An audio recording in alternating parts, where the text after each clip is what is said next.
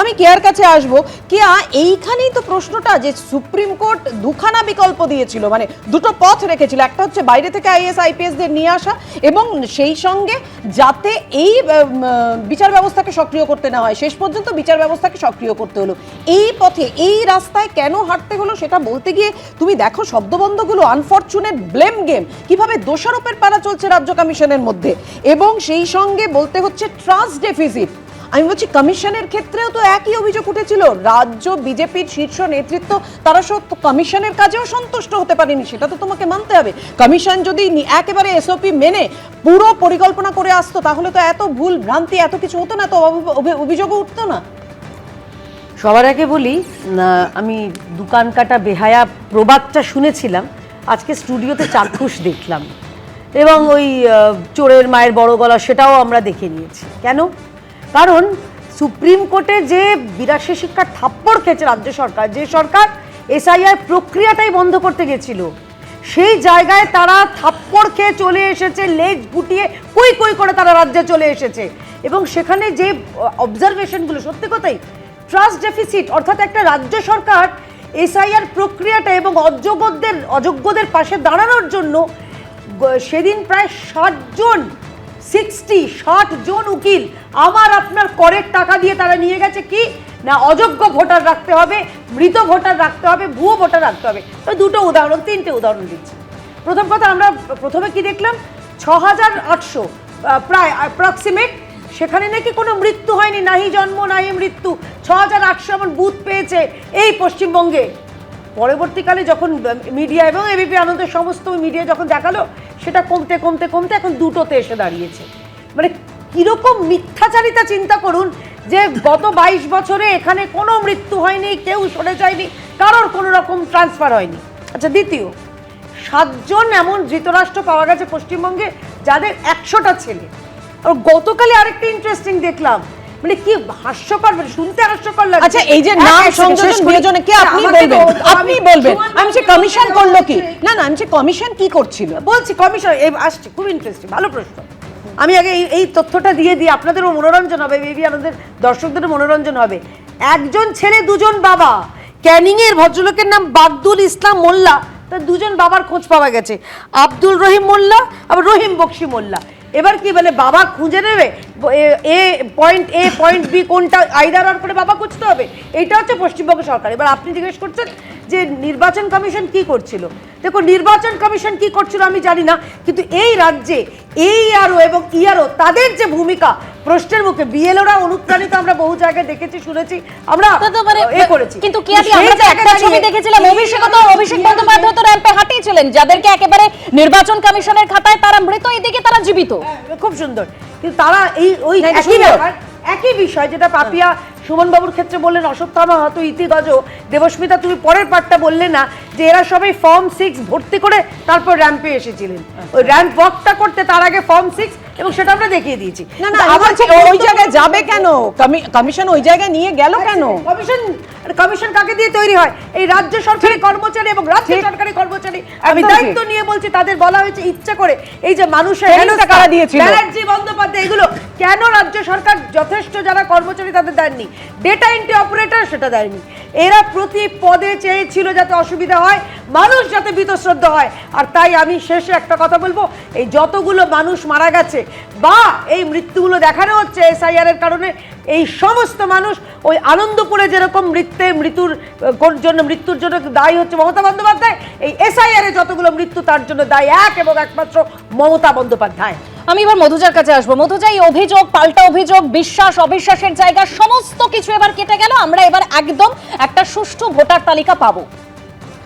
সত্যি কি সুষ্ঠু ভোটার তালিকা আমরা পাবো? 28 তারিখ যে ভোটার তালিকাটা প্রকাশিত হবে সেটা আসলে খণ্ডিত ভোটার তালিকা, সেটা খণ্ডিত ভোটার তালিকা। এবং এখানে অপশন রাখতে বলা হয়েছে যে যদি এরকমটা হয় যে আরও বাড়তি কিছু নাম যোগ করার বিষয় থাকে, সেটা তাহলে পরে করতে হবে, সুপ্রিম কোর্টই বলে দিয়েছে।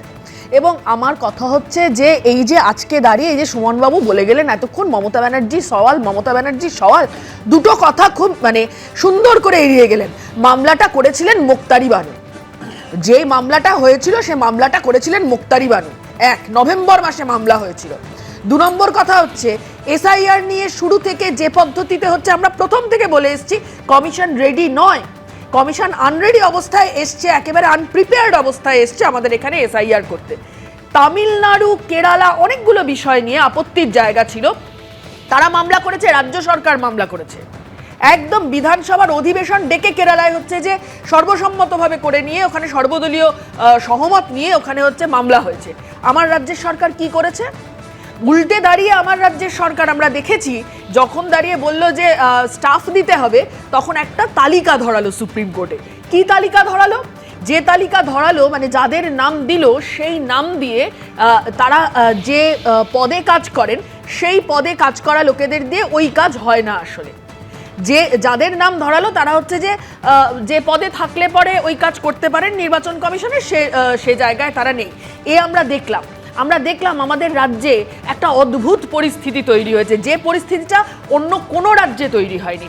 এক হচ্ছে যে এখানে যেদিন থেকে এসআইআর প্রক্রিয়া শুরু হলো, একদল লোক বিজেপি তারা বলতে শুরু করলো এত নাম কাটবো, অত নাম কাটবো, এই রোহিঙ্গা ওই রোহিঙ্গা, শুরুর থেকে বলে দিতে শুরু করলো। এবং শুধু তাই নয়, রাজ্যের সরকার বললো এসআইআর করতে দেব একটা সংখ্যা, রাজ্যের সরকার বললো এসআইআর করতে দেব না, একদম পরিষ্কার বলে দিচ্ছে এসআইআর করতে দেব না। এই পরিস্থিতিতে দাঁড়িয়ে মুক্তারি বানু যে মামলা করেছিলেন তাতে আমাদের মূল কথা এটাই ছিল যে এভাবে নির্বাচন কমিশন কাজ করতে পারবে না, একটা বিচার বিভাগীয় কমিটি হওয়া দরকার, যে বিচার বিভাগীয় কমিটির আন্ডারে মনিটরিংয়ে গোটা এই প্রক্রিয়াটা হবে। এইটা হচ্ছে আমাদের কথা ছিল, এইটা আমরা আদায় করে আনতে পেরেছি ওখানে দাঁড়িয়ে, এই মামলাটায় দাঁড়িয়ে। এবং এখানে আমি একটা কথা খুব পরিষ্কার করে বলতে চাই, এই নির্বাচন কমিশনের আন্ডারে এসআইআর যেভাবে হচ্ছে, মানুষের হয়রানি যেভাবে বাড়ছে, 28 তারিখ যদি একজনও ন্যায্য ভোটারের নাম বাদ যায় তাহলে কিন্তু সিপিআইএম রাস্তায় আগুন জ্বালাবে। দেখুন, একেবারে সুপ্রিম কোর্ট যখন এই নির্দেশ দেয় তখন কিন্তু সুপ্রিম কোর্ট একটা কথা পরিষ্কার করে বলে দিয়েছিল যে নিরুপায় হয়ে আমাদের এই নির্দেশ দিতে হচ্ছে। কি নির্দেশ? একেবারে হাইকোর্টের তত্ত্বাবধানে বিচারকরা আগামীকাল থেকে এই যে যাচাই পর্ব, সেই যাচাই পর্বের কাজ তারা শুরু করবেন। আমি এখান থেকে একটু সুমনদার কাছে যাব। সুমনদা, এই যে অভিযোগ ছিল তার পাল্টা অভিযোগ ছিল, অর্থাৎ এই যে নাম বাদ দেওয়া হবে, এই চক্রান্ত করা হচ্ছে, এরকম অভিযোগ ছিল, তাহলে এখন তো একেবারে সুপ্রিম কোর্টের স্পষ্ট নির্দেশ, এই অভিযোগের আর কোনো জায়গাই থাকলো না। না, সেই জন্যই তো অভিযোগ তো করা হয়েছিল কতগুলো গুরুত্বপূর্ণ কারণে। আমাদের মাননীয় মুখ্যমন্ত্রী মমতা বন্দ্যোপাধ্যায় যখন এসআইআর নিয়ে সওয়াল করেছিলেন, সেই সওয়ালে পরিষ্কারভাবে যে কথাগুলো তিনি সুপ্রিম কোর্টে দাঁড়িয়ে বলেছিলেন এসআইআরের বিপক্ষে এবং ইলেকশন কমিশনের কার্যকলাপের বিরুদ্ধে, ঠিক সেই জায়গাগুলোতেই কিন্তু দেখবেন যে সুপ্রিম কোর্টের যে নির্দেশ, সেই নির্দেশ ঠিক সেই জায়গাগুলোতে এসছে। অর্থাৎ পরিকল্পনা মাফিক বাংলার বিভিন্ন বিধানসভা ক্ষেত্রে টার্গেট করে করে বাদ দেওয়ার যে চক্রান্ত, সেই বাদ দেওয়ার চক্রান্ত হচ্ছে। আমি 3টে বিধানসভার কথা উল্লেখ করব। একটা হচ্ছে ভবানীপুর, যেখানে 52% যা ভোটার মানে যা আপনার লজিক্যাল ডিসক্রিপেন্সি হয়েছে তার 52% হচ্ছে মুসলিম ভোটারকে ডাকা হয়েছে, আপনার লজিক্যাল ডিসক্রিপেন্সির জন্য নোটিশ ধরানো হয়েছে।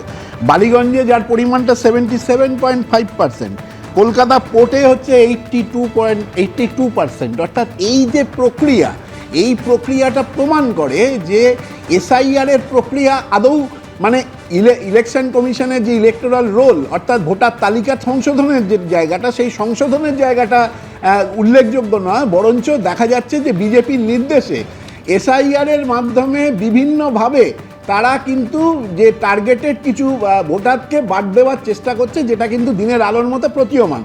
তৃতীয়ত যে কথাটা বলবো সেটা খুব গুরুত্বপূর্ণ, যেটা হচ্ছে যে মাইক্রো অবজারভারদের নিয়ে যে কথাটা মুখ্যমন্ত্রী দাঁড়িয়ে বলে এসেছিলেন সুপ্রিম কোর্টে দাঁড়িয়ে, সেই মাইক্রো অবজারভাররা কোনোভাবেই অন্য কোনো রাজ্যের এসআইআরে উপস্থিত নেই। দুর্ভাগ্যজনক, পশ্চিমবঙ্গে মাইক্রো অবজারভাররা ইয়ারোর ওপরে তারা সিদ্ধান্ত নেবে কার নাম বাদ যাবে কার নাম থাকবে।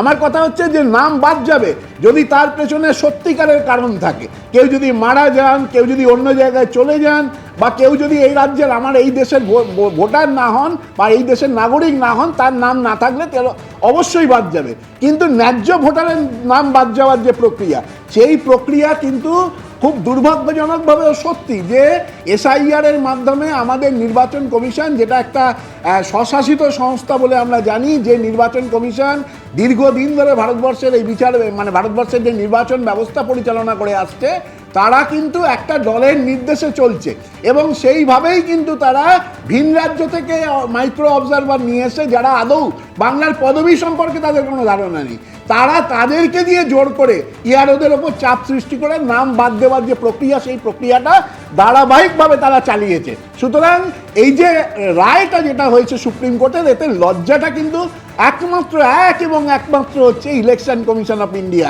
যে তারা প্রমাণ করেছে যে তারা ন্যায্যভাবে ভোট পরিচালনা করার জায়গায় নেই। এটা অত্যন্ত দুর্ভাগ্যজনক ভারতবর্ষের নির্বাচন ব্যবস্থার ইতিহাসে, এটা অত্যন্ত দুর্ভাগ্যজনক একটা রায় যেটা দিতে বাধ্য হয়েছে সুপ্রিম কোর্ট। একদম আপনি যেটা বলছেন, এবং বাকি অংশটুকু একটু বললেন না সুমন বাবু, সেটা হচ্ছে তখন কিন্তু কমিশন বলেছিল যে আমরা বাইরে থেকে আনতে বাধ্য হচ্ছি কারণ রাজ্য সরকার সহযোগিতা করছে না। এবিপি আনন্দ, এগিয়ে থাকে, এগিয়ে রাখে।